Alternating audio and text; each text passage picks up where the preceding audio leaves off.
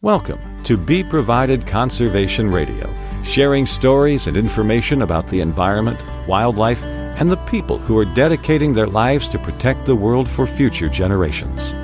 These inspirational stories will take you from the Santa Cruz Mountains to remote areas of Africa.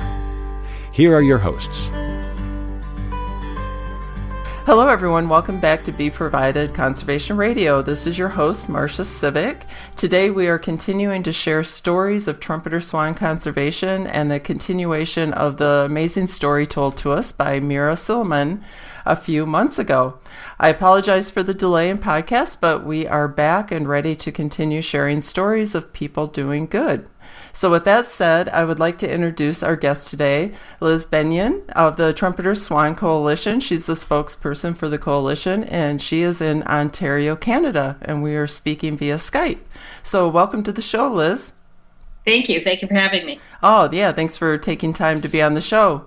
So before we get started talking about your role with Trumpeter Swan Coalition and everything going on, I was just curious. You mentioned that you have a wide variety of environmental experience. And I was just wondering, what drew you to wanting to protect or be the spokesperson for the Trumpeter Swan Coalition? Well, I wasn't so much drawn to it myself as I was kind of dragged into it. Yeah. I'm just joking about that, really. I have done a lot of environmental work, especially a lot of environmental advocacy. A friend of mine who knew about me and who knew some of the work that I'd done also knew Bev Kingdon, who was involved in the Trumpeter Swan Restoration Program. And there was an issue with LaSalle Park in Burlington, Ontario, which has the largest overwintering ground for trumpeter swans in the province. And there was a proposal to expand the small marina that was there, and to also build a 400-meter rock breakwall. Mm. And that would have been a significant problem for the trumpeter swans. So she asked if I could help Bev, and so I started helping Bev, and that's how I got pulled into the trumpeter swan world. Well, that's great. Have you always been a lover of nature, going into environmental, with your environmental interest? I assume so. But as a young girl, have you always been interested in nature? So I was lucky enough to grow up in a house that had a great big field behind it that somehow didn't get developed when everything else around the neighborhood was being developed. And it was a huge field because we lived on a street that had a very long block. And a whole subdivision has been built in this field since. But when I grew up, it was my playground. And I watched all the creatures out there. I used to go out and look for snakes, and I always knew where to find them on top of rocks when it was sunny and a little bit cool. There were crayfish out there, pheasants, rabbits, all kinds of wildlife. And, I spent a lot of time out there playing Tarzan and all kinds of other things where I imagined, myself living in a natural world without a whole bunch of people around. And that's funny. And that really, that was a foundational experience for me. Yeah, so as I got older, I started reading a lot of books about wildlife, especially, Jane Goodall's work in Africa with the chimpanzees. And I just, I think some of them just understand that everything that's alive is connected. Mm-hmm. And I always did. And so I always had a fondness for wildlife and a love of nature. And I'm not surprised that although I kind of got sidetracked a little bit and I was a journalist and newspaper editor for many years, that this is what I've come back to. Interesting. Well, yeah, I did a similar change too. So I think we always come back to our roots eventually. So, and did you grow up in Ontario, Canada? Yes, I grew up in Windsor, which is actually, believe it or not, just south of Detroit, Michigan. Right. There actually is parts of Canada that are south of the States. Exactly. Well, I grew up in Michigan, so we've done that from Detroit to Windsor often in our youth. So, Interesting. Well, good. Well, thank you for sharing that. And I know that you're part of the Breakwall project and stuff that I want to get to eventually here, and have you talk about that and what's going on in LaSalle Park. But before we get started, I was really intrigued by the stories, and I'm not sure if you can share these stories, but of Bev Kingdom and her husband being long-term volunteers for this project, and their impact and that they've had, with the Trumpeter Swan Conservation. I don't know if that's something that you can talk about. Sure. Okay. So you're probably already familiar, because Mira already probably told you, that trumpeter swans were wiped out in Ontario by hunting. Right. And the last one was shot in 1886. And so it was really wonderful when Harry Lumsden came along. He was a retired Ministry of Natural Resources biologist in the early 1980s, and he wanted to bring back the trumpeter swan. So he got permission to get eggs from Alaska. And then he set about recruiting people who lived in northern Ontario, who had the kind of land where they could, raise trumpeters in captivity for a few years until they could let them go. And one of the first volunteers he had were a couple named Ray and Bev Kingdon. And they helped him for several years in this raising trumpeter swan project. And after a few years, they had enough that they could start releasing them, and they did.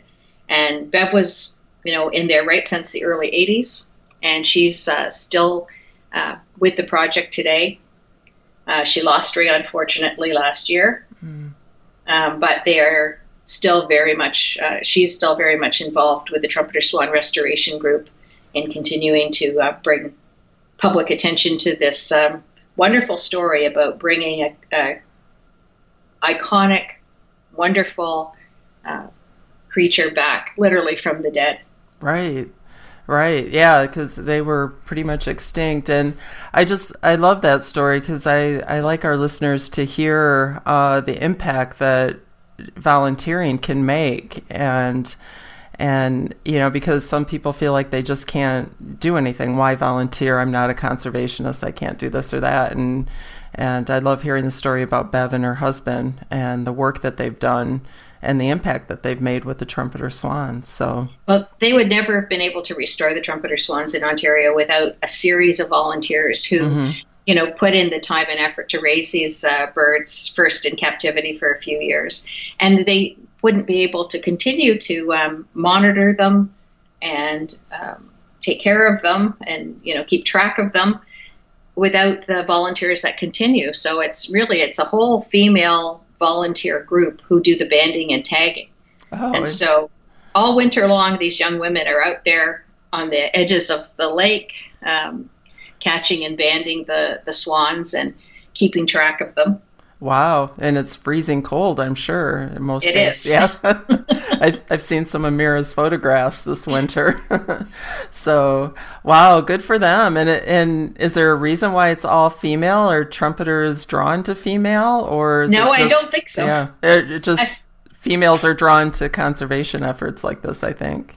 Well, conservation efforts in general, I've worked on a lot of different kinds of conservation projects, and I wish more men would come out. But most of the leaders that I've worked with in any kind of environmental or conservation initiative, it's been women. Interesting. Yeah, I've noticed that even with some of the big cat conservationists that I've talked to have been women leaders, and yeah, it's pretty amazing. So going back to LaSalle Park a little bit. So what makes LaSalle Park unique for the swans to? It seems like that's their area. What drew the swans to that area? Well, I don't know if Mira told you the story of Pigpen, because if she did, I won't repeat it. But if she didn't, let me tell you the story of Pigpen. She did a little bit, but it's always good to hear, I think, because it's been a couple months. So, yeah. So trumpeter swans, when they first started letting them go, didn't have any idea what to do, because these were swans that were from eggs from Alaska. They had no natural migration pattern in their brains for Ontario. And so they were just kind of milling around the sites where they let them loose, which was problematic because in northern Ontario, everything freezes up, so they couldn't access any of their natural food, which is aquatic plants. So they tried a bunch of different things to try and get them to migrate, but nothing was really working. And then Bev Kingdon, who had land up north, also had a home in Burlington, Ontario, which is in the sort of Toronto area. It's on Lake Ontario. And she got a call from a friend who said, I'm pretty sure I saw a trumpeter swan down at LaSalle Park. Well, that would have been amazing news, because it would have been the first time these swans that had been set free in Northern Ontario had actually come that far south. So Bev got all excited, and she went running down to LaSalle Park, and she looked all over for this bird and couldn't find it. And then she went back and she called Marsh, which was one of the areas where the swans had been raised and then let loose, and they knew the birds quite well. And she described the tag that the woman said she saw on the bird, and they said, "We know that bird. That bird is Pigpen." They called her Pigpen because she made a lot of mess when she was eating. She got corn all down the front of her. And they said, she knows her name. So if you go back to LaSalle Park and you call for her, she'll come to you. Uh-huh. So Bev goes back down to LaSalle Park, and she starts running up and down the beach yelling, "Pigpen, Pigpen," quite worried about what other people were thinking about her. And sure enough, doesn't that bird come right to her? Oh, that's great. So Pigpen is actually the bird that started the migration to LaSalle Park. Now LaSalle Park gets about 200 swans in the winter, which is about a fifth of Ontario's current population.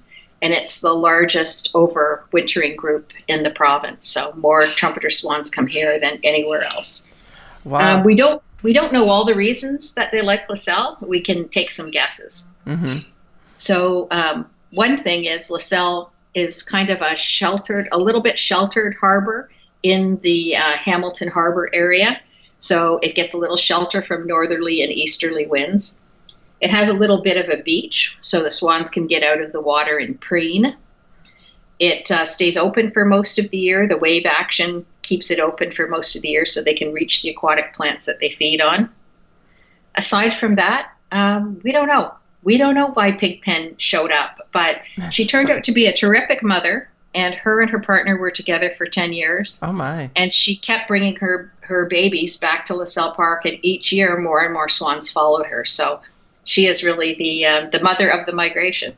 Wow. Yay, Pigpen. And thanks for Bev to going and chasing her down or, calling her. So, yeah. Oh, that's great. So now there, it seems like the post I've seen from, Facebook pages and Instagram through Mira and other swan pages that there have been there's a good healthy population now of swans in the LaSalle Park area. So you've been obviously seeing a number of cygnets increase over the years and being able to thrive. Is that true? That is true. So we have 1,000 trumpeter swans in Ontario. That's, I would say, a healthy population, but I would say it's still fragile. You have a couple of bad winters, or we lose the overwintering sites, which are the most critical places for trumpeters, then they can run into trouble. So, it's a healthy population, and they are slowly expanding, and not only expanding in number, but expanding their range. So we're getting reports of our swans down into the United States, into Pennsylvania and Maryland and all over the place. Mm-hmm. So that's all good. But I think we still have to be a little cautious. The overwintering sites are tough because they need places where they can congregate in large numbers and where the water is open most of the winter so that they can get their food. There's not a lot of places like that anymore. Right. We've had a significant amount of wetland loss in southern Ontario, as has the eastern seaboard of the United States. And we've altered just about every square inch of Great Lakes shoreline. So there's not a lot of places for them. So what they have found and what they are using successfully, we need to protect. Yeah, that makes sense. And a lot of these, which we're going to get into, I'm sure these sites are being overtaken by us humans with various harbors and construction and things. So that leads me to ask, what challenges are the trumpeters facing? Specifically, I guess, I want you to talk a little bit about the marina project, the harbor project going on. So let me give you some good news on that front. Oh, good. Yeah, let's start with that. So we literally fought this expansion of the marina and the 400-meter break wall that was going to cost $14 million for 7 years. Yeah. And I would say it's been a successful fight. So they've abandoned the plans to put in the permanent rock breakwall, which was the biggest concern for us. They've abandoned the plans to expand the marina. They're going to put in place instead, if it ever gets built, and I'll talk about that in a minute, a small floating breakwall. And that shouldn't be any problem, because when the trumpeter swans are here in the winter, there's no boats in the harbor. When the boats are there in the summer, there's no trumpeter swans. Well, not many anyways. There's a few that hang around. So that should work out just fine. It should be much like it is now, and we don't have an issue with that. And in the meantime, I've talked to the city of Burlington about allowing us to initiate a feeding program should the harbor freeze over for any really long period of time, and to also putting up some really good signage about the trumpeters, and they've been amenable to that. So at the moment, I think everything's okay. Wow, congratulations. That's awesome. So I know when I spoke to Mira, things were still a little up in the air of what was happening with the break wall. So that permanent break wall would have altered like the flow and everything of the harbor, I assume. It would have gone virtually right across the harbor, and it would have cut the wave action, because that's what a breakwall does, cut the wave action in the harbor, and it's the wave action that helps keep the water open for long periods of time in the winter so they can get to their food. So that was a big concern for us. And also the expanded marina with the slips permanently in the water would have taken up a lot of space in the harbor. So anyways, we don't have to worry about that. That's amazing. There was a lot of good things that happened, and it was persistence on our part by continuing to engage with the city and continuing to go and bring new information to them and to press them to get their marina to do a business case, which proved that they couldn't actually afford to do this. There was a lot of work over 7 years that was put in, and in the end it worked. So when people say you can't fight City Hall, you can. I've done it a million times, not just on this project, on a whole bunch of things. And I can tell you can win. I see it over and over again. Yeah, that's amazing. And good job on that. And I think that's good for people to hear as well, because I think they think it's a unwinning battle with some of these projects. And so you answered my question. I was going to ask how long was this project in the works, and it sounds like 7 years or more. That's right. Yeah, that's a long time. So I assume there was like environmental impact statements and public comment times and periods and things. Did you get a pretty good response from the community during those events? We always had support from the community, but it wasn't so much. And people did pitch in. They did call their counselors and talk to their counselors and all of that. But what really wins these battles is a group that's focused, that is paying attention to the process that's been created by the municipality or the town or the county or whatever, and participates in that process, but also that has their own process, because the process created by the municipality is meant to defeat you. So you have to participate in it, because that's what you have to do, but you have to create your own process aside from that. So we did a lot of public education. We gathered a lot of research and information ourselves, and continuously presented it, contesting the information that the marina was presenting. We also disagreed with the environmental impact report that was done. And so we asked the Minister of the Environment in Ontario to have another look at it. There's a thing called a Part 2 order, and that's what we asked for. Great. And they did allow the project to go ahead, but they put a bunch of conditions on it. And those conditions were important. That was part of the reason that the thing didn't go ahead in the end.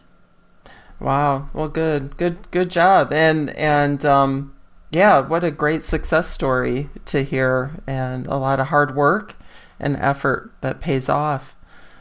So congratulations. Thanks. So hopefully we'll see this continue, or, I'm sure this will continue. Well, one of the things that's happening now is we're continuing to do the public education part. And so we have presentations on trumpeter swans that we can take into schools and into communities and give to all kinds of groups, which we have been doing. That's gotten a lot more people interested in them. We've also connected with some folks down in the States who are involved in trumpeter swan restoration programs down there. In fact, we just hosted a couple people from the Cleveland Zoo who are doing a trumpeter swan restoration program. They breed swans in captivities in zoos around the States and then release them somewhere in the western United States. I can't remember the state, maybe Iowa. Okay. So, we've made connections all over the place, but the community connections are really important. One of the things we did early on is we started a Trumpeter Swan Family Day event. We have a holiday in February here in Ontario. And so that's a prime time for viewing the trumpeter swans at LaSalle Park. And even though it's usually quite cold on middle of February, right. That's when we hold our family day, and we get hundreds and hundreds of people out. So I think over the years, we've gotten a lot of people interested and excited about trumpeter swans and the challenges that they're facing beyond the marina, which includes things like ingesting lead shot and lead sinkers, because they feed in the aquatic vegetation, and as they're pulling it up, they pull up by accident lead shot and fishing sinkers that people have abandoned, and that can cause them lead poisoning. So you were asking some of the other issues around trumpeters. Right. That's a big one. Right. Yeah, and I assume being in such a public place too, you have to be careful with people interaction, right? People taking selfies and getting close to the swans during this time. So it's an interesting thing. In the winter, well, first of all, trumpeter swans in this province have been working with people since their reintroduction. So they're not afraid of people in general. Mm-hmm. And if you've ever been to LaSalle Park, you would see that trumpeter swans and people are within feet of each other. Oh, interesting. Okay. And the trumpeter swans are not afraid and don't move away unless you get right in their face. But they don't move away. And we try and encourage people to keep a respectful distance from them, and certainly to keep dogs and things away from them. But this is one of because they're so used to people and so used to being banded and tagged and worked with by the trumpeter swan restoration team, they don't have the kind of fear that you would expect from a wild species. And they are wild birds now. They go where they want to go. But they're really not very afraid. You can get right up close, which is why you can see so many wonderful, if you want to go online and look for pictures of trumpeter swans at LaSalle Park, you'll see many wonderful close-up shots of them because people can get quite near them. Oh, yeah. I've seen some beautiful photos. Yeah. And, well, that's good. I mean, so people know not to go up and harass and well, most people. Yeah. Yeah. Did you hear about the incident we had with the woman trying to put a trumpeter swan in her car? No, I saw something about a dog recently, going off leash chasing a swan, but I didn't hear about the woman. Yes. So, what was she going to do with it? I have no idea.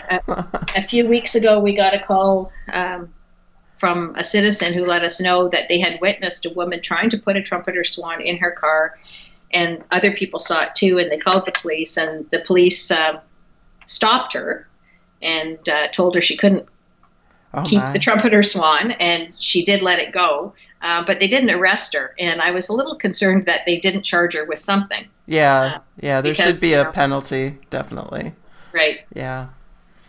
Wow, no, I couldn't even imagine, struggling with, they're big birds. That would be a struggle in itself just to get it in the car. So they have wingspans of 2.4 meters. Oh my! So they are huge birds. Yeah. They weigh about, I think, 30 pounds. So yeah, it's surprising that she managed to get it as far as the car.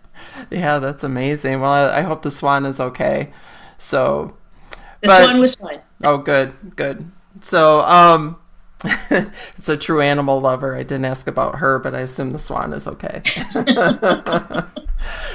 Anyways, so is there any other success stories that you can share besides the break wall project? And I guess you did talk a little bit about, the numbers are increasing, and you are working with the community and other areas around North America.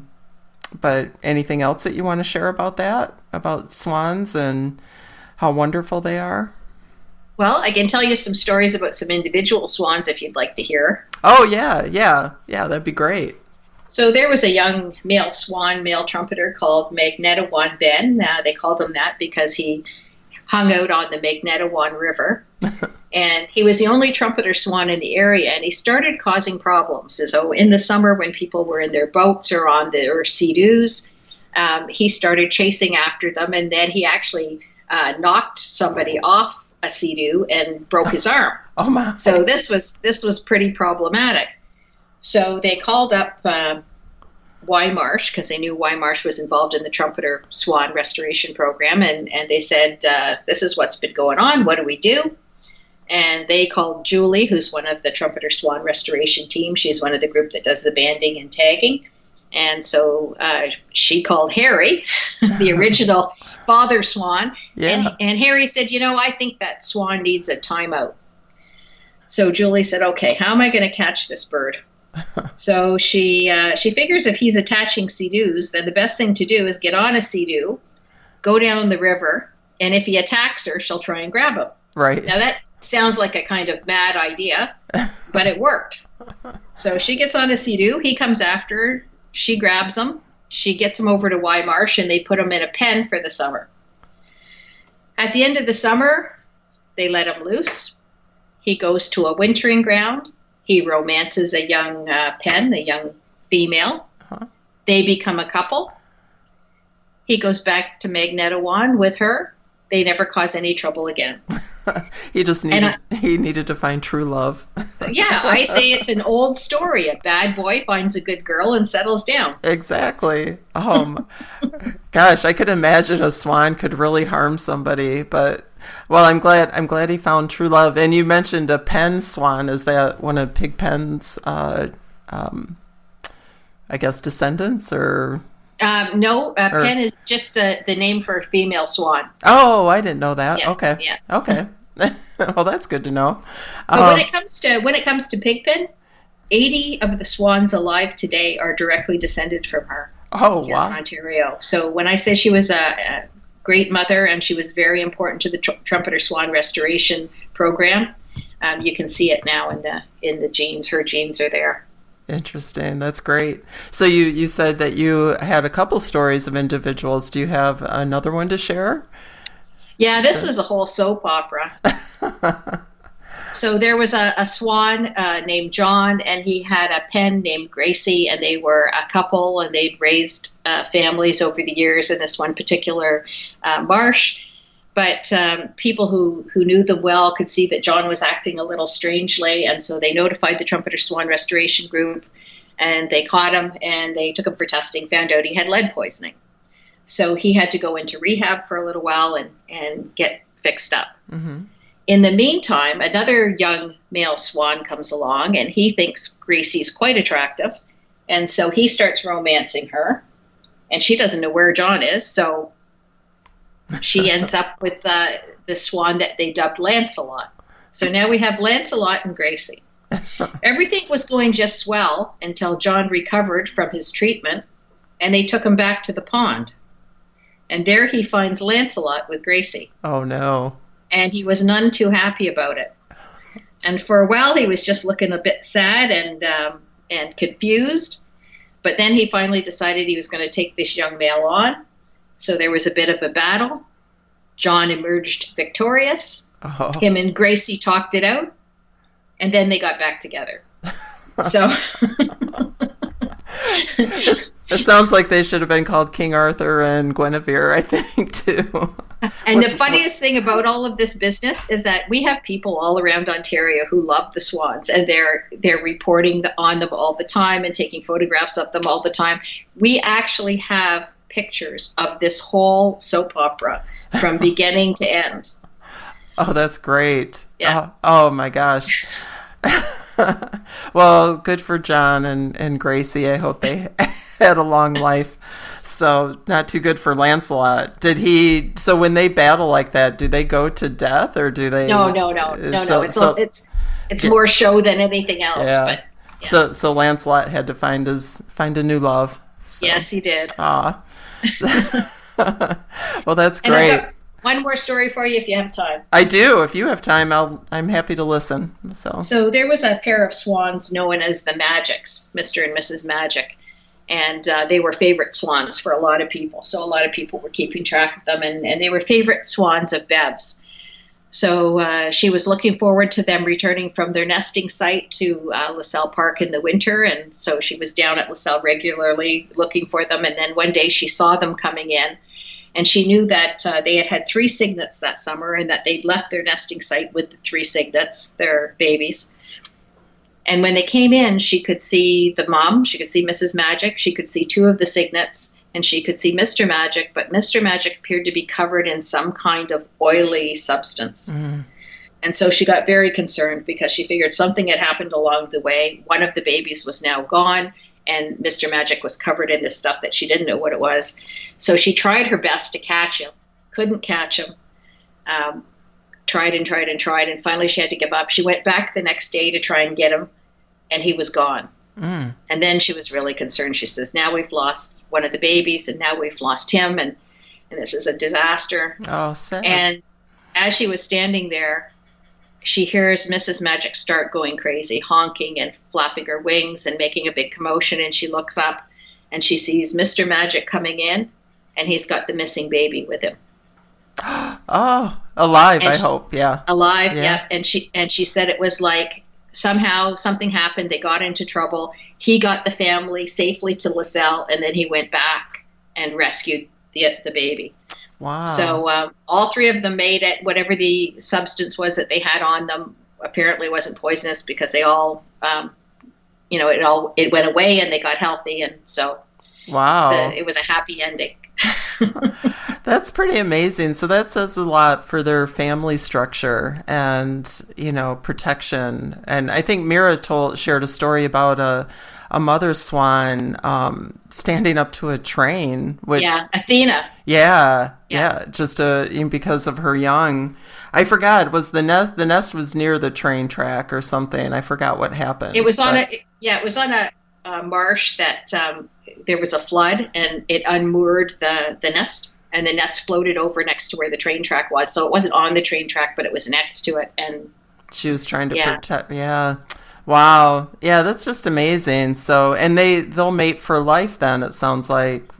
They do mate for life. Okay. I'll tell you one more story real quickly. Okay. I know it's hard to stop once you get going. They do mate for life, but if they happen to lose their mate and they're still young enough, then they'll find another one over the winter. Okay. And then nest again. So we had a story about this swan named Rusty, and she lost her mate. And she lost him towards the end of the winter. So she was already had eggs, and she needed to find a nesting site. And instead of going up north where she normally would have gone with Rusty, she ended up staying kind of in the Burlington area, a nearby town called Waterdown. And she made her nest in an unusual place. She made her nest in the window well of a home. Oh, wow. And Bev always felt that the reason that she nested there, and we have lots of pictures of Rusty and this nest at the window well, was because she could see her reflection in the window. And it made her feel like she wasn't so alone. Oh, my gosh. So she raised her babies successfully that year by herself. And then the next winter, she found another mate. Oh. So it's a nice story about a widow who got a second chance at love. Aw, that's amazing. Gosh, yeah, and I know when people see these birds, I don't think they realize, the sense of family, or how we project onto that, the sense of family that they have and togetherness, and how they depend on each other. So I think that's great. Thank you for sharing those stories. No, you're welcome. Yeah, I hope it helps many people fall in love with trumpeter swans and to research a little bit more about this great conservation story that Harry started. And I believe he's still out in the field daily, from what Mira said. Yeah, I think he's 94, but he's still Yeah. out there. Yeah, good for him. And Bev's still doing work, and you guys are still out there and keeping it going. So thank you for all that you do. Oh, you're welcome. It's my pleasure. And before I let you go, because I know your time is valuable too, but how can people help with this cause? How can people get involved with Trumpeter Swan conservation?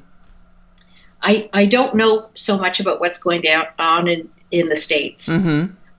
If I had to say one thing, it's if you're somebody who hunts, please don't use lead shot. Mm. If you're somebody who fishes, be very careful with your lead sinkers. Don't leave them behind.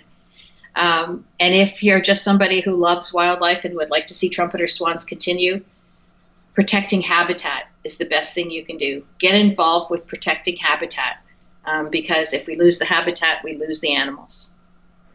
Yep, I think that's good, and good advice. And before, just one more quick question. The role that trumpeter swans play in the ecosystem, can you talk a little bit about that so people kind of know why they want to protect these animals besides being beautiful and good family birds? Well, it's hard. It's hard to know exactly what niche each species fits into and what role they fulfill in the whole big net of biodiversity. But trumpeter swan habitat is good for a lot of other animals as well. So the winter habitat is shared by many different kinds of species. And I suspect, I don't know for sure, but as they're pulling up a lot of the aquatic plants, I'm sure they're churning up a lot of nutrients that other things then feed on. Yeah. Other things that wouldn't be strong enough to be pulling up the aquatic plants. So it's that kind of thing. Even anything that migrates, part of what they're doing is they're transferring nutrients from one place to another as they defecate, as they continue to drop nutrients as they migrate. Yeah, like undigested seeds and such. Yeah. Right. Yeah. And so that's part of it. Yeah, that was the young, unfortunately, but fortunately for other animals, the young feed a lot of animals. So there are a lot of things that like to eat trumpeter swan eggs. There's lots of things that like to eat young trumpeters. Adult trumpeters don't have too much to fear from anybody except humans. Mm-hmm. But the babies and the eggs feed a lot of different creatures. So all of these things are just connected in so many ways that we can't even know them all. Yeah. Yeah. Well, that's my understanding as well. Yeah. Thank you for talking about that. I like people to be reminded of that as well. So, just one more question and I can let you go unless you have some other things to say, but I always like to ask people, what gives you hope? There's a lot of challenges out there in the world with protecting different species and climate, etc. But what keeps you going with this work? What gives you hope? So there's two things. Just being out in nature and just seeing that despite everything we've done, nature still exists and that nature is resilient. And if you give it a chance, it comes back. And the trumpeter swan story is all about that. Mm-hmm. So being around those kind of hopeful, amazing things gives me hope. And the other thing that gives me hope is the amazing people that I've worked with on all the different kinds of environmental issues that I've worked on over the years. There are amazing people out there who give their time, who give their heart, who give their experience to these great causes, and they have open hearts. They're people who care about other people and who care about all of life in a really profound way. And being around them just gives me hope. Oh, that's great. Well, that's good to hear. So on that positive note, I want to thank you so much for all the work that you're doing. And and I'll continue to keep my eye on the trumpeter swans and learn more about them myself. So thank you so much. You're welcome. And if you want to learn more, you can go to Facebook. The Ontario Trumpeter Swans have a Facebook page. The Trumpeter Swan Coalition has a Facebook page. And I'm sure there's pages connected to some of the American efforts as well. Terrific. And yeah, I was going to post all those links, and that's a good reminder because I was going to ask you about that. And I'll post those in the show notes so people can easily just click on those. Thank you for listening and supporting Be Provided Conservation Radio, and most importantly, thank you for listening to the stories of our wildlife and nature and the people that are doing this amazing work to help protect our planet. So we really appreciate it, and go ahead and share away and share these stories with others. And I think it's worthwhile and educational and inspirational. So, and also use the show notes to look at the beautiful pictures that go along with these stories. For example, Liz sent us some beautiful trumpeter swan photos, and some of the volunteers and Harry Lumsden that we talked about, and Bev Kingdom that we talked about. So go and check them out so you can put a picture to the story. And upcoming shows will include Ashley Lutz Nelson. She is the assistant carnivore curator, if I can say that right, for the San Francisco Zoo. And we will be talking to her about her life and the animal stories that she wants to share with us, as well as how zoos, and particularly the San Francisco Zoo, is helping with conservation. And we also will be speaking to Dr. Lori Marker, the director of the Cheetah Conservation Fund, and we will be re-interviewing her. Actually, this will be her second interview with the show, and we're concentrating mostly on the illegal pet trade around cheetahs, and it's a big thing going on right now. So stay tuned. In a few weeks, you will be hearing these stories, and I look forward to sharing more with you as we go on. Thank you. And please, put a note on my website at www.beprovided.com and let me know if you know some people doing amazing stories that want to share some of their work with protecting the planet. I'll be happy to talk to them too and get them on the show. So thank you. Have a great day. Thank you for listening to Be Provided Conservation Radio. Links and resources to today's topic are in our show notes on iTunes. We appreciate your dedication and interest in protecting our natural world for future generations. If you like what you heard, please get involved by volunteering, donating, and sharing these podcasts with your friends. It also helps us to inform more people if you take a minute to leave a rating or review on iTunes. Have a great day, and thank you for listening to Be Provided Conservation Radio.